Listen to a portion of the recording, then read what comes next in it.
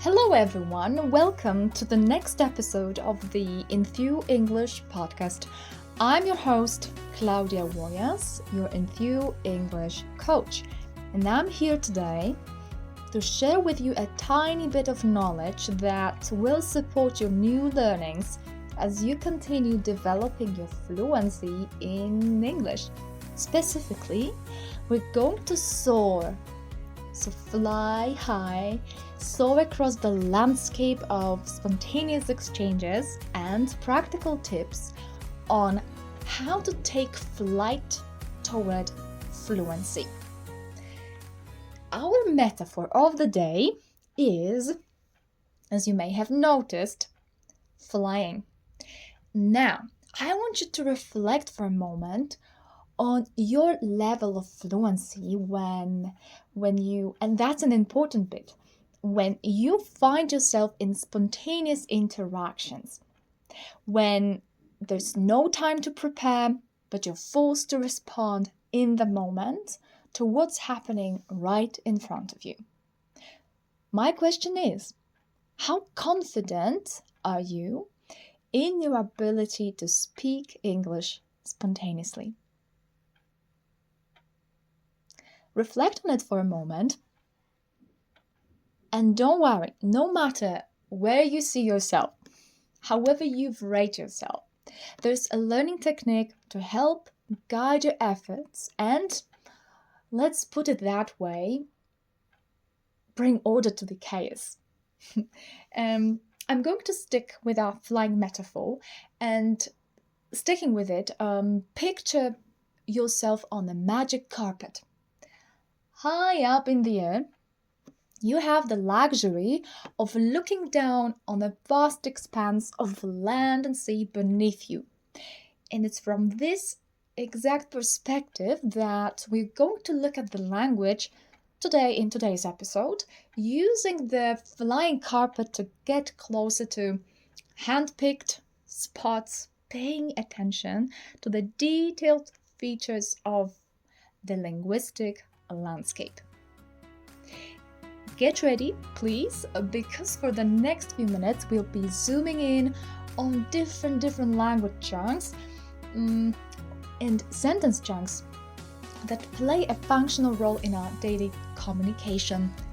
You just need to notice them to fully appreciate them. You know, there's lots to get through, so let's get started. And a little behind the scenes information. In preparation for this episode, I did my own research and made a list of real-life spontaneous exchanges between proficient speakers of English. And it doesn't really matter whether these are native or non-native speakers. The point is that they are proficient. So there's fluency and accuracy and lots of spontaneity.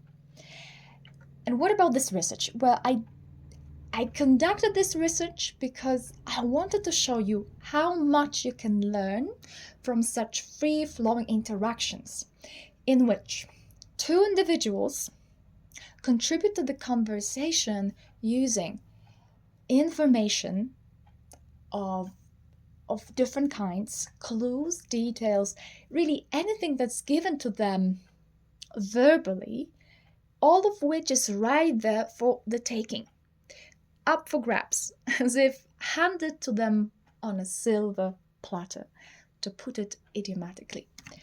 What about my work now? To give you more context, my work as an English language coach also involves doing extensive and systematic research on how English is spoken in authentic context. So that's why today in this episode I'm going to bring you a sample of my ongoing discoveries about English spoken nowadays. Let me give you a flavor of what our learning and exploration together in the Enthu English classroom has to offer. What are the examples? Let's get into them now. So the first example is what you can say in response to what you hear right here, right now, from the person you're talking to. Yes, I do, person A says. And your response? You do. Or another example. So that's the path I chose, says person A. And you might say, yeah, it was your path. So you see, what's the purpose here? It allows you to confirm you hear what somebody has just said, and you can choose to paraphrase, but you can use the person's exact words as well. And it keeps the conversation going. You show them that you're listening. Yes, you do. Yeah, it was your path. And from there, you can go on and on. You can get into a different level of a different dimension of interaction, communication, and even relationship. Number 2, this example is with a question mark at the end. Tell us was it your first time?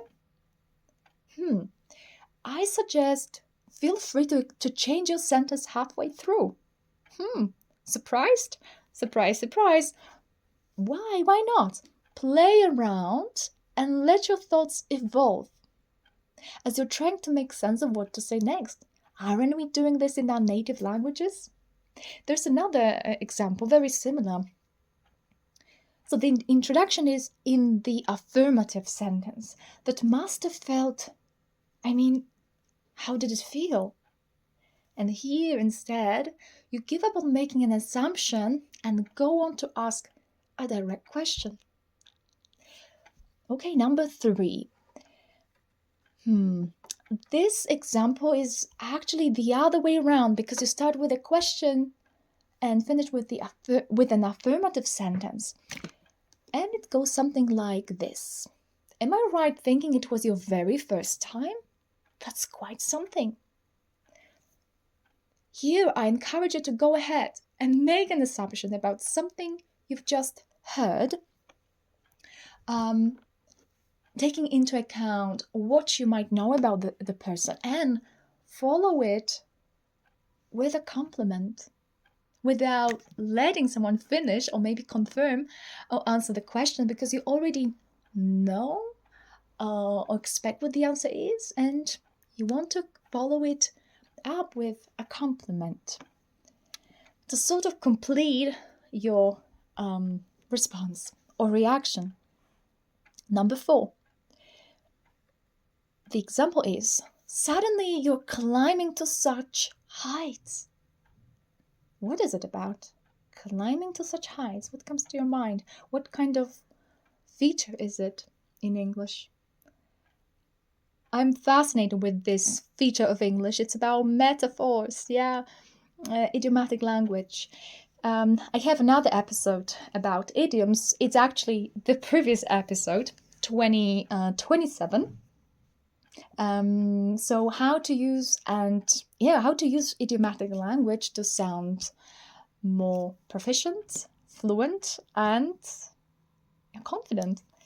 So here I recommend use metaphors. Because it might be conditional, right? If what you hear activates your imagination and you are able to visualize the idea graphically, put it graphically, describe it. It might inspire the speaker to offer their own metaphor in turn, you never know, and in this way enhance your overall experience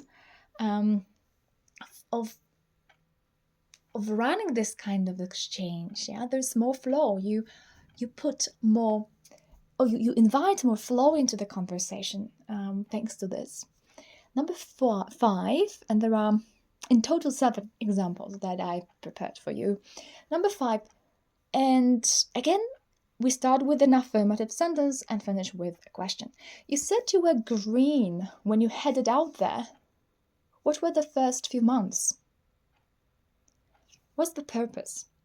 I'd say refer to what someone has said, or maybe quote or paraphrase them, Then follow it up with a question as well. Okay, number 6. This one is more of an exchange.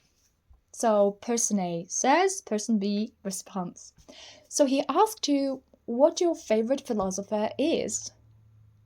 And the response, yes, there is that one instant that really stood out. Yeah, it was significant. What about referring back to what you already know about the person by saying, so he asked you, or you were invited, you were suggested, you were advised. Just use some kind of detail that is known to you to encourage a response. And finally, the last one, number 7, the example goes something like this. You had something extra. Confidence. Where do you get it from? This example shows us that you can describe carefully what you think is true for someone, and you might refer to something from the past. We have you had something extra, and then ask a question about the present. Where do you get it from? So start with some kind of observation and formulate a question in relation to it. All right, that was the last example. Now, what can you learn from all of them? I think they teach us 5 important lessons. From now on, each time you focus on developing your fluency, I encourage you to keep in mind these 5 discoveries. Number 1, repeat back or paraphrase what you've just heard. Number 2, show genuine curiosity about somebody's life, story, experience, and ask them questions. Ask questions, making references. You're not alone in this. Just listen carefully. That's probably the 6th lesson. Listen carefully, intently, actively. Number 3, use metaphors to bring your ideas to life and inspire others to potentially do the same. Number 4, make follow-up questions in reference to what you say.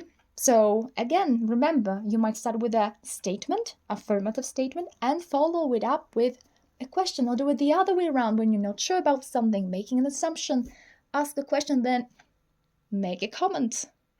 If you realize that, I'm pretty sure about that. And number 5, give somebody a reference point to make it easy for them to go from there, keep thinking and talking, to keep the conversation going, to maybe help them, to activate them, to give them some space to contribute to the conversation and share something about themselves. All right, why did I do this episode? Because my vigorous invitation for you is to grab opportunities as strongly as you can, to notice the language at hand. There's no need to look far and wide usually, as the potential to learn from what's in front of you is usually right under your nose. So, right under your nose. Perhaps you might have such thoughts. You're thinking it's no small task. Yes. That's why I've put together a list of real-world examples to show you the way. And I hope that this episode might be your humble starting point. I know that for some of you who have been on the learning journey with me for some time now, I hope this episode will confirm what I've been recommending and promoting all along. And on the other hand, for those of you looking to learn from me through my podcast, maybe it can help with taking the first step toward your fluency. My final word of advice is, whatever you commit to learning, it's important to break up your learning journey with mindful stops for reflection. So here's my invitation to you to reflect. 3 questions I have. What is it that you looked for in this episode? What did you get out of it? And how can you use this knowledge, this new knowledge, in your next conversation or learning situation?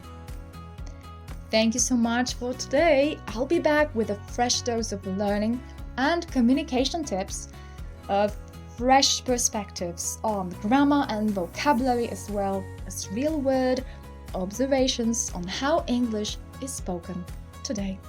I appreciate you listening. Until next time, bye bye.